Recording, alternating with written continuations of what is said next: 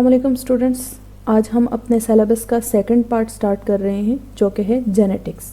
तो उसमें हमारा फर्स्ट लेक्चर आज होगा इंट्रोडक्शन टू जेनेटिक्स।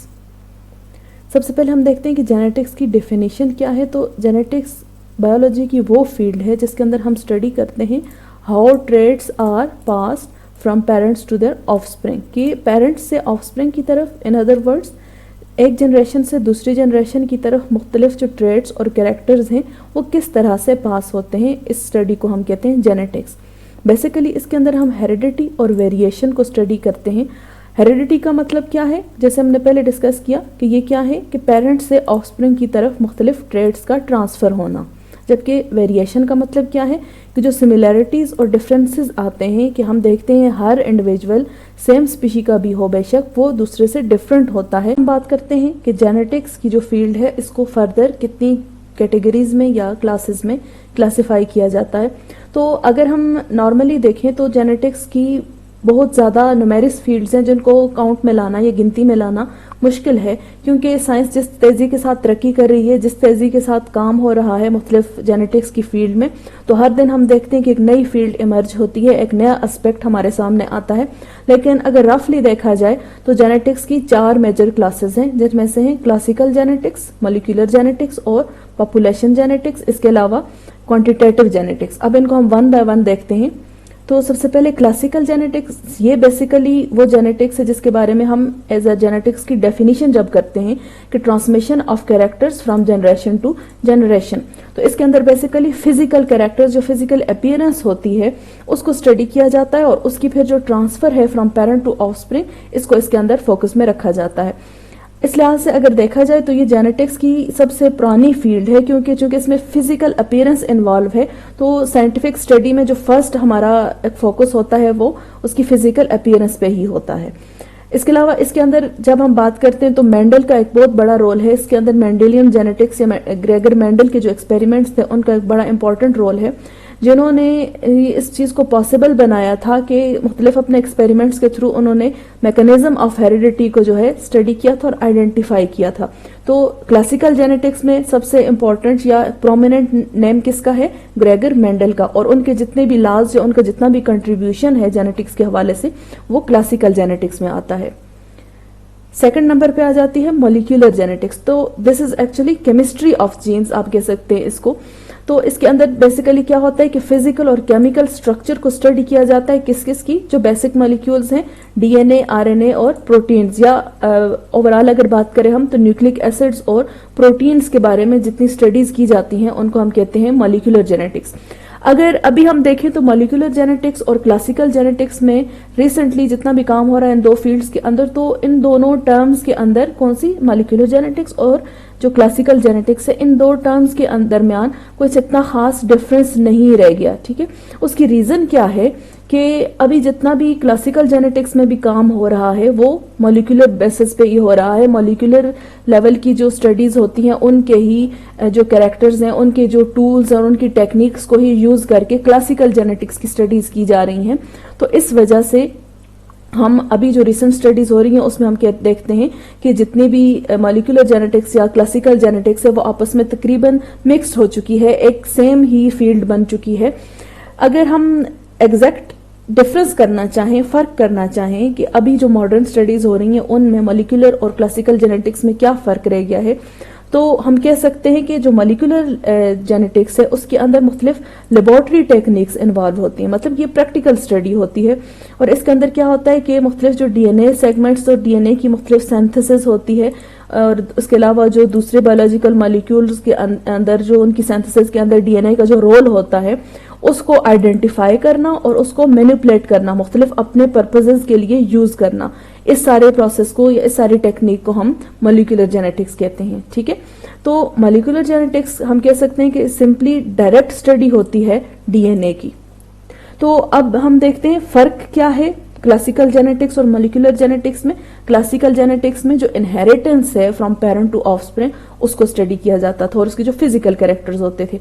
अब मॉलिक्यूलर जेनेटिक्स में उन्हीं फिजिकल कैरेक्टर्स को, उसी जो इनहेरिटेंस का जो एक प्रोसेस था उसको मॉडर्न लेबोरेटरी टेक्निक्स के थ्रू, डीएनए की मैनिपुलेशन के थ्रू स्टडी किया जा रहा है। इस वजह से ये दोनों फील्ड्स हम कह सकते हैं कि काफी हद तक एक दूसरे के साथ मर्ज हो चुकी हैं।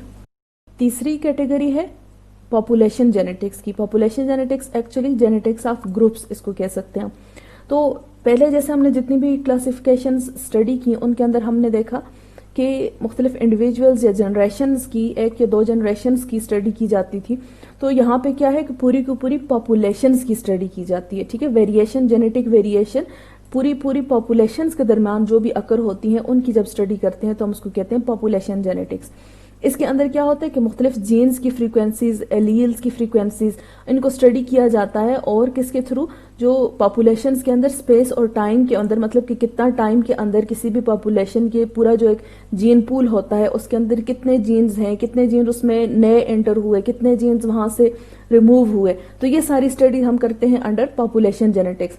अगर इस तरह से देखा जाए तो एवोल्यूशनरी बायोलॉजी में एक बड़ा इंपॉर्टेंट रोल होता है, ये टूल होता है पॉपुलेशन जेनेटिक्स, कि अगर आप किसी भी एरिया की एवोल्यूशनरी स्टडी करना चाहते हैं बायोलॉजी के एस्पेक्ट से, तो वहां पे आप अगर वहां की जो पॉपुलेशन जेनेटिक्स की सर्वेज या स्टडीज हैं उनको आप सामने रखें तो आपको एवोल्यूशन के बारे में वहां से अच्छा खासा आइडिया मिल सकता है।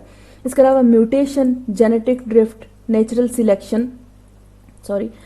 सिलेक्शन और जेनेटिक फ्लो वगैरह जो है, ये चीजें सारी हम स्टडी करते हैं अंडर जेनेटिक की जो ब्रांच है पॉपुलेशन जेनेटिक्स में।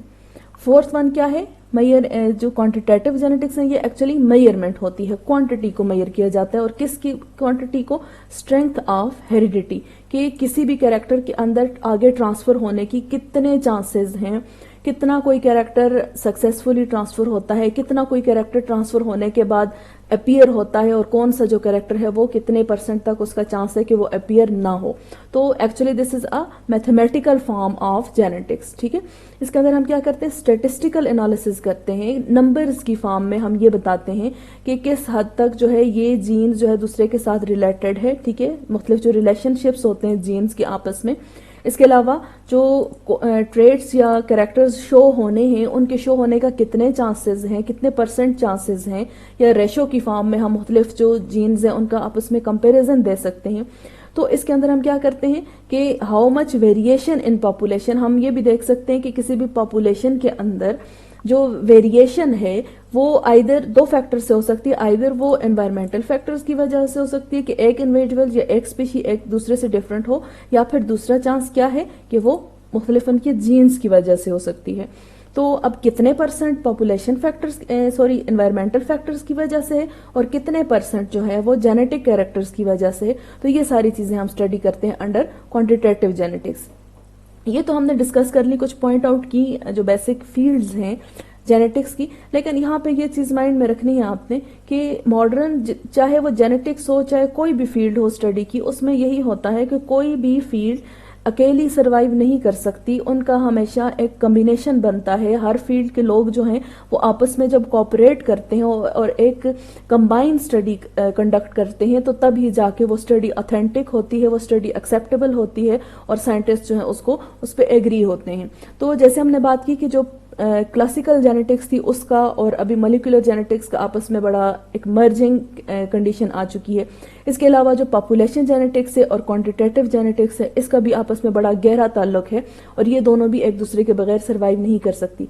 हम सिर्फ ये नहीं कह सकते कि क्लासिकल जेनेटिक्स और मॉलिक्यूलर जेनेटिक्स आपस में रिलेटेड हैं या पॉपुलेशन जेनेटिक्स और क्वांटिटेटिव जेनेटिक्स आपस में रिलेटेड हैं।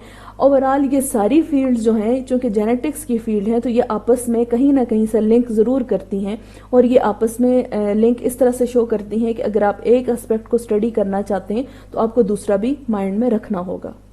जेनेटिक्स की बात करें और ग्रेगर मेंडल की बात ना हो, ये तो जस्टिफाई नहीं कर सकेंगे हम टॉपिक को। ग्रेगर मेंडल जो थे वो एक ऑस्ट्रियन मंक थे, एक मोनेस्ट्री में होते थे।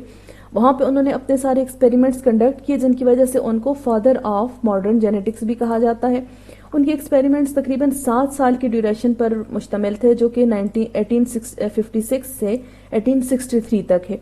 अपने इन सारे एक्सपेरिमेंट्स के जो उनके कंक्लूजन्स थे, जो उनकी फाइंडिंग्स थी, उनकी बेस पे उन्होंने 3 लॉज दिए, जिनको हम कहते हैं law of segregation, law of independent assortment और लॉ ऑफ डोमिनेंस।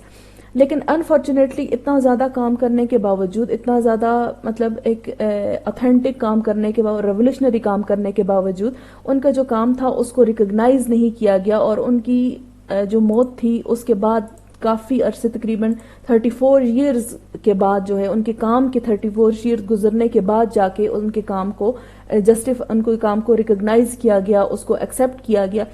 इवन के जो ग्रेगर मेंडल थे, उनकी ज़िंदगी में उनको किसी ने ये क्रेडिट नहीं दिया कि हाँ जी आपने इतना बड़ा कंट्रीब्यूशन किया है इस स्टडी के अंदर।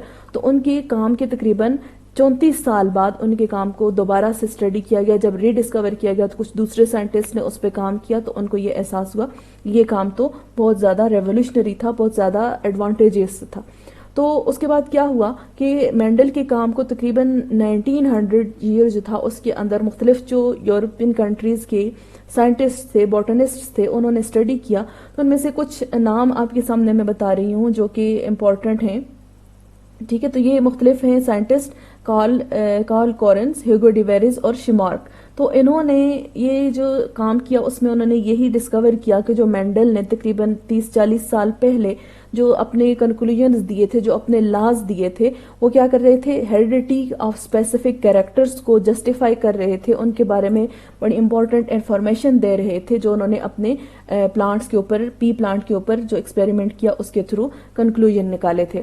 तो आप कह सकते हैं कि ये 3 साइंटिस्ट थे जिन्होंने मेंडल के काम को रीडिस्कवर किया, दोबारा से दुनिया के सामने लेके आए, और उन्होंने तब ये चीज़ दुनिया के सामने प्रेजेंट की कि मेंडल के लॉज जो थे वो ऑथेंटिक थे, और उन्हीं से हमें जो मॉडर्न जेनेटिक्स से उनकी बेस मिली थी। लेकिन अनफॉर्चुनेटली उनकी ज़िंदगी में उनको ये क्रेडिट नहीं दिया जा सका। इसके अलावा कुछ तो नाम तो मेंडल के अलावा और कुछ तीसरे 3 साइंटिस्ट हमने इधर डिस्कस कर लिए, लेकिन कुछ और साइंटिस्ट भी हैं जिनमें आ जाते हैं डार्विन है, लेडरबर्ग है, टॉटम है, वाटसन और क्रिक है। इसके अलावा और भी हज़ारों ऐसे नाम हैं जिन्होंने इस फील्ड में काम किया, क्योंकि अब ये एक इमर्जिंग फील्ड नहीं है, अब जेनेटिक्स एक वेल एस्टेब्लिश्ड फील्ड है, और जिसके अंदर बहुत ज़्यादा लोगों ने काम किया और अपना अपना कंट्रीब्यूशन डाला है। कुछ कॉन्सेप्ट्स को हम डिस्कस करेंगे जो बेसिक टर्मिनोलॉजीज हैं। सबसे पहले जीन। तो जेनेटिक्स का वर्ड सामने आते ही हमारे जहन में सबसे पहले जीन का नाम आता है। तो जीन क्या है? ये एक हेरिडिटी यूनिट है जिसके अंदर डीएनए मौजूद होता है, और ये क्रोमोसोम के ऊपर एक खास जो है इसका एक स्पेसिफिक स्पॉट होता है या स्पेसिफिक लोकेशन होती है। अब हर डीएनए के ऊपर मौजूद जो सीक्वेंसेस जो आगे जाके कोई कैरेक्टर के लिए कोड करे उनको हम कहते हैं जीन। ठीक है, मतलब जीन क्या है?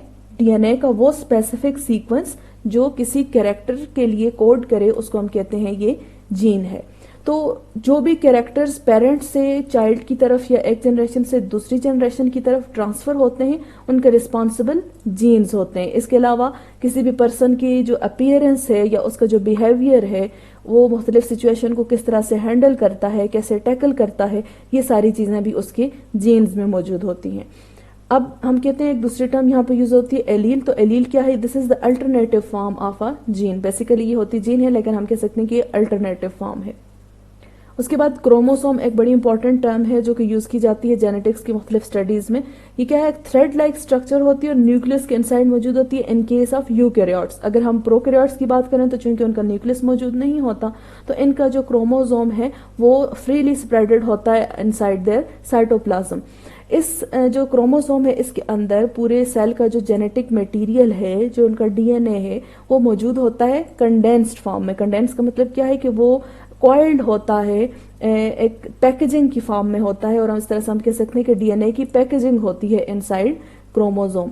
तो इस तरह से दूसरी इंपॉर्टेंट टर्म इसके बारे में क्या है कि हर स्पीशी के लिए जो क्रोमोसोम का नंबर है वो यूनिक होता है। मतलब कि हर स्पीशी का अपना एक क्रोमोसोम नंबर होता है। उसके न्यूक्लियस के अंदर, एक सेल के एक न्यूक्लियस के अंदर कितने क्रोमोसोम्स होंगे, तो ये हर स्पीशी के लिए अपनी एक यूनिक प्रॉपर्टी होती है। एट द एंड हम बात करेंगे कुछ डीएनए के बारे में। तो डीएनए क्या है? This is deoxy ribo nucleic acid. जो न्यूक्लिक एसिड होते हैं वो 2 तरह का होता है, जो एक ऑक्सीजनेटेड होता है और जिस एक डीऑक्सीजनेटेड मतलब जिसमें एक ऑक्सीजन कम होता है, तो ये क्या है, डीऑक्सीजनेटेड है, इसको हम कहते हैं डीऑक्सी राइबो न्यूक्लिक एसिड। ये हेरिडिटी मटेरियल है, यही वो एक्चुअली एक ब्लूप्रिंट है, ब्लूप्रिंट ऑफ लाइफ इसको कहते हैं, कि जिसके ऊपर पूरी उस लाइफ के बारे में इंफॉर्मेशन मौजूद होती है, उसकी फिजिकल अपीयरेंस, उसके इंटरनल स्ट्रक्चर, उसके जो मुख्तलिफ प्रोसेसेस के मैकेनिज्म है, ठीक है, ये सारी चीज़ें एक कोड की फॉर्म में जब किसी भी लिविंग ऑर्गेनिज्म की सेल में मौजूद होती हैं तो वो डीएनए के ऊपर मौजूद होती हैं। तो इसके अलावा इनके अंदर हम कहते हैं कि जो long term storage of information की सारी ज़िंदगी की जितनी भी इंफॉर्मेशन है वो इसके ऊपर मौजूद होती है, कोडेड होती है। तो आज हमने डिस्कस किया मुख्तलिफ जो जेनेटिक्स की जो बेसिक टर्म्स हैं उनको स्टडी किया। इसके अलावा हमने जेनेटिक्स की बेसिक फील्ड्स को स्टडी किया कि डिवीजन्स क्या क्या हैं इनकी, और कुछ साइंटिस्ट के बारे में भी हम अपने नॉलेज को हमने रिफ्रेश किया। तो नेक्स्ट इंशाल्लाह हम फर्दर मूव करेंगे इन टॉपिक ऑफ जेनेटिक्स। तो टिल दैट अल्लाह हाफिज़।